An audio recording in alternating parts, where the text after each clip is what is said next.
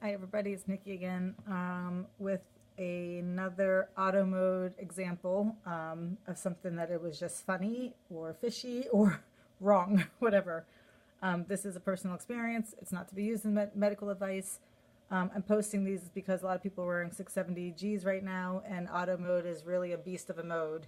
And when it's on, it's dead on, it's great. But when it's not quite on, it can, in my world, really create some, kick up some dirt or whatever. Okay.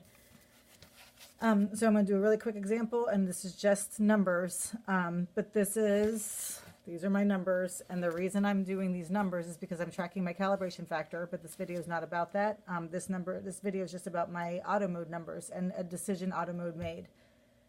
In this example, at 8:21 a.m., my SG was a 143 and my BG was a 166. I've said in a couple of videos now what the SG delay is, and I think that this was an example of a delay. And I won't talk about this one as the delay because that's not what I was talking about. I see that delay on a regular basis, and I can see how many minutes it lags. In this case, maybe it was just two numbers that weren't quite on, 143, 166. But this is where I think it is a delay. At 8:42 a.m., my SG, so this was 21 minutes later, I went from a 166, and then my SG showed a 116 and one arrow down, which to me is a sign that I'm beginning to crash. I'm trying to rethink that. I'm trying to reset on that because now I understand it doesn't always mean that, and I might be treating with carbs too soon. But in this case, if I see a 116 one arrow down on my SG without anything else going on, I'm starting to think about crashing.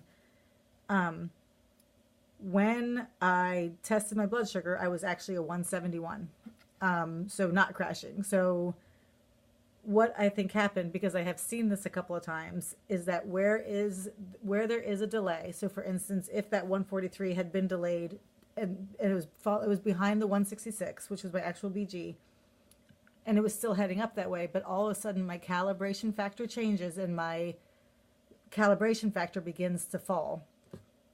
What will follow that is that my blood sugar will start to fall, and then what will follow that is my SG will start to fall. But because the SG latches on to a falling calibration factor, it begins to fall from a 143 instead of a 166. So when in actuality there was some fluctuation and my blood sugar was beginning to drop, it was not a 116 and dropping, but it just kind of latched on at that point because it had never reached the high point of what my blood sugar actually was. It's not a great example, I guess, except that for me it really is. And like I said, I'm seeing these things regularly, and I realize how many decisions auto mode is making on top of my own bad decisions, because I'm reacting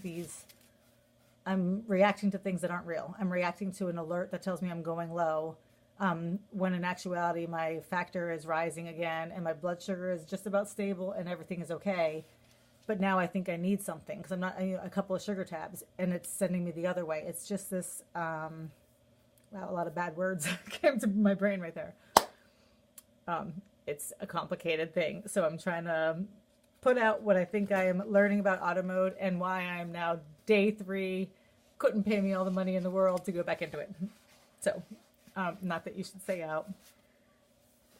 Good luck, and thanks for watching.